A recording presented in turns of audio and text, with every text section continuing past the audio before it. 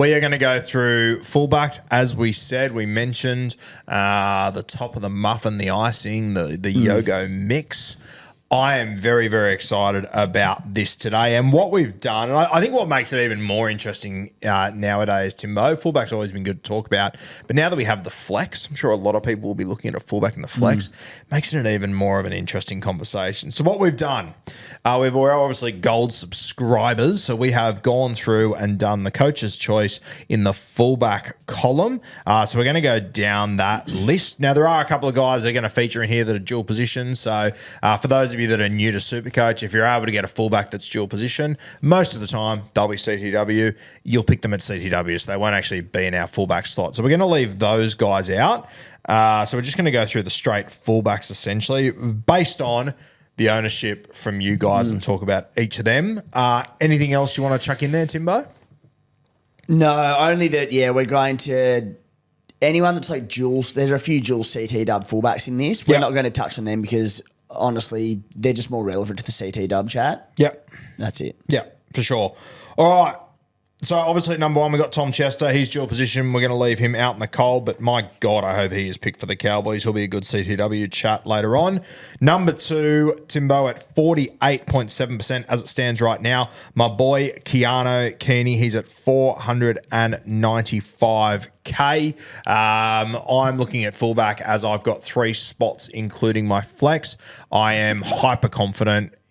For me anyway, Keano Kini will be one of those guys for me. Obviously had the injuries last year, all that sort of stuff going on, but I like what's going on at the Gold Coast Titans at the moment. I think they are on the up. And I just think that even with a new coach coming in, sometimes there can be a bit of a concern with how guys are going to be utilised. I just think with the way that Kini plays rugby league, I don't think it can really hurt him from a Supercoach point of view, realistically. I think he's a must. Yeah. As simple as that. He's priced on, I think, like a 45-point average from last season. He was priced on a 71-point average from that year before. Yeah.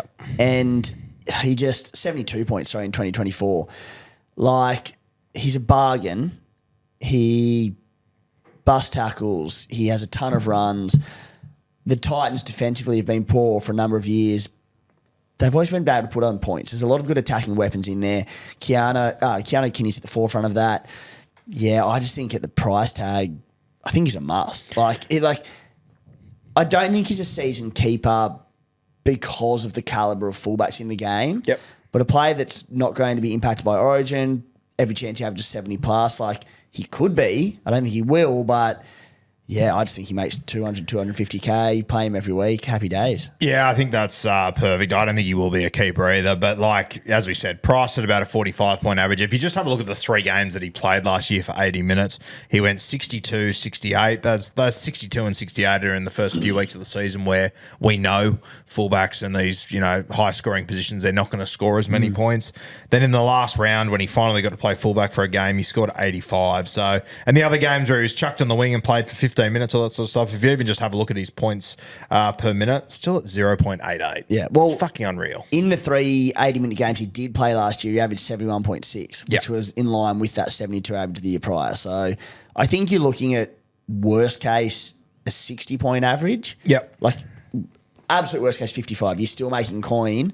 But realistically, you're probably looking at 65 to 70. Yeah. So I think Keano Kini is a no-brainer. I think if you're going against the grain there, I think you're setting yourself up for a hiding to nothing personally. Let's move to number 3. Faalogo down there at the Melbourne Storm. All reports that I'm hearing about Sua is that he is absolutely flying down there, doing great things. I know that Billy Slater's been there the last few weeks helping out Sua and whatnot. 511K is about 15K more expensive than Kini. I personally... as you guys know, I love Sua as a footballer. As a Supercoach prospect, I'm sort of 1 foot in, 1 foot out. I think he has got the ability to go quite low. But once again, you're playing for the Melbourne Storm. It doesn't get all that much better than that, realistically. They know how talented he is. It's not like he's just walked in off the street there. He's been there for a couple of years.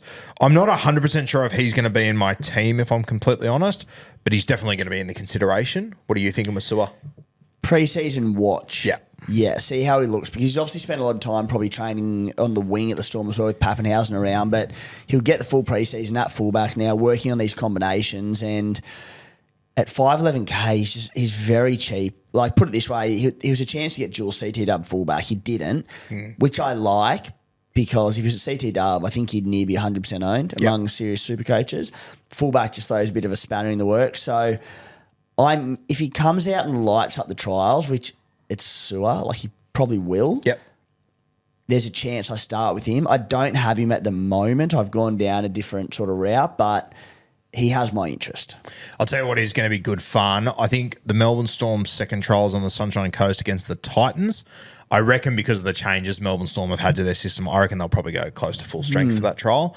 I reckon it'll be Sua and Kini going head-to-head in that second trial, which would be fucking hectic. I think, like, provided his career hits anything close to expectations of what he's capable of, and I'm not necessarily convinced it will, because he said there are some weaknesses in his game, which are, overcoming them are easier said than done.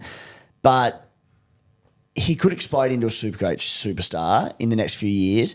I think playing for the Melbourne Storm, who are going to pile the points on a lot of weaker teams in the competition as the year goes on, and with his style of play, he's going to have some monster scores in him.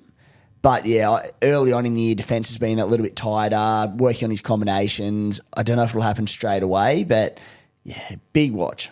Yeah, I think the other reality is that the Melbourne Storm, they've had more changes this offseason than they've essentially ever had before. So I wouldn't be surprised if the start of the season is maybe a little bit slower for them than it has been previously, which might have an impact on Sua. Like, I'm having a look at round one.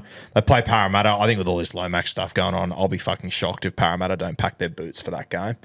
I think it'll be competitive at the absolute. It won't be like last year. I'm confident of that. Agreed. They then play the Dragons, the Broncos, the Cowboys, Panthers, Warriors, so into the Raiders. So there's some good games in there, but I think, a Dragons team coming back from Vegas with 2 weeks to prepare, I think they'll be up and about for round two. So I'm not convinced Sua's going to average all that, a huge amount in the first few weeks, but he's definitely in the conversation.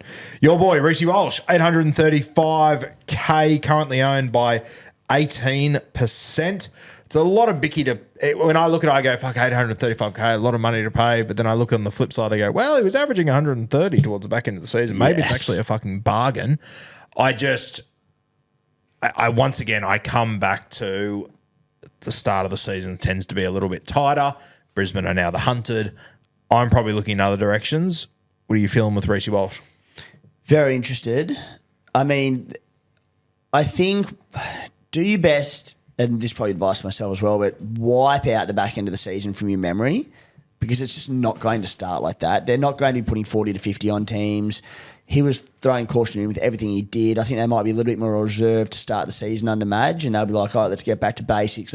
Let's grind a little bit. I mean, I could be wrong, but there's just not going to be these blowout scorelines early on in the competition. So I don't expect him to come out and average 100 plus. It's Reece Walsh who's capable of it. I think he can average around that 85 mark and be around his value with the bigger scores to come later. So I think he's a very quality starting option, but I don't think he'll probably do what some are hoping he will. Started last season with a 56-point average in his first 5 games of the year. Final 6 games, he averaged 126.3, and then he did similar through finals as well. So I'm very, very tempted to start with him, yes. I've got a few ways that I look at this. One way to look at it is that in his first 6 games, 4 of them are played at Suncorp, 1 of them is played at Seabus. Yeah. I think those are the 2 top grounds as far as scoring Supercoach points, which is very appealing. My other way of looking at it is in the first few weeks, they play Penrith, Parramatta, Melbourne, and the Dolphins. Now, 4 pretty good sides. The big thing for me, Timmy, is 4 well-coached sides. And they know who they have to stop. It's Reece fucking Walsh. Yeah. Doing it's another thing, 100%. But I just think the emphasis, I am very confident for Cleary, Riles, Bellamy, and Wolfie will be defense to start the season. Yeah. So I actually can't really see a world where I start with him, if I'm honest. Yeah. You're still tossing up? Yeah, I'm definitely interested. And I will say, if you do start with Reece Walsh and he underwhelms a little bit in the break-even skyrockets, I think it's an easy move down to Faalogo. Yep.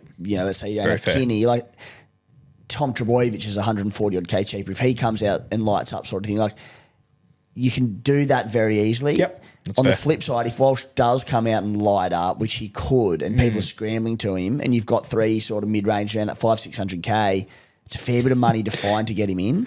Well, yeah, and exactly to Tim's point, if he comes out in round 1, 2, 3, 4 and is flying, I'm looking at round 5, 6, 7 where he goes Titans, Cowboys, Tigers, going, fuck, get me behind the couch. I'm petrified. Yeah. I need to get him all of a sudden. Yeah. So that's a good point. That's a very, very good point. It has me scared. I still don't think I'll do it. I'm happy to run the gauntlet, but did learn the hard way last year. Number 5. One that I find super interesting, mate, is KP. 607K for Kalyn Ponga is outrageous. Big thing for me with Newcastle, they play in Vegas. They then don't play a nighttime game until round fucking 14. It's outrageous. They're all 2 and 3 p.m. games for the Newcastle Knights, which I love. A lot of them will be in Newcastle, which just suits KP down to a T. Newcastle, I'm very worried about their forward pack, but I still think they'll find points. They've got a lot of points in this back line. KP will be goal kicking. If he wasn't injured already and there isn't a cloud over him, I think I'd start with him, but the injury cloud has me a little bit concerned given KP history. What are you thinking? Yeah, I own him, but there's a few red flags, isn't there? Heaps of red flags. The injury being one. Yeah. Like, I've got him in my team at the moment. Will he kick goals or not? I've heard rumours about Sandon Smith maybe kicking, which Surely Ponga's a better goal kicker. I think he is. Yeah. And we both love Smith, obviously. Captain We're of the both big club. fans. Like, I just Sandon Smith's going to come in and be the halfback. He's got a lot on his fucking plate. Do you have to put goal kicking on there? There's also a world where the Knights start slow, Sandon doesn't combine well, and he's 14, playing 14. And like, even just that little bit of uncertainty of surely you just want Ponga kicking. Yeah, I think it makes sense. But even if he was goal kicking, which I'm actually assuming he will, to be honest with you, this already injured coming into it, given the history of KP going to Vegas in the first week, there's just a lot fucking going on. My concern is the same as yours. I'm worried about the Knights this year. Yeah. And you say they've got attacking weapons there, there can be points. Mate, they've had a substantially better forward pack in the last few years, and they've been the worst attacking team in the competition, or like bottom 2 or 3. Yeah. The worst platform set for them, in theory, is what we're seeing. I don't know how many points there will be. It's so he averaged 62 last year. The years prior, he averaged 81 and 87. You look at that and go, it's a steal for Kalyn Ponga, who could average 100 over the first 3 rounds.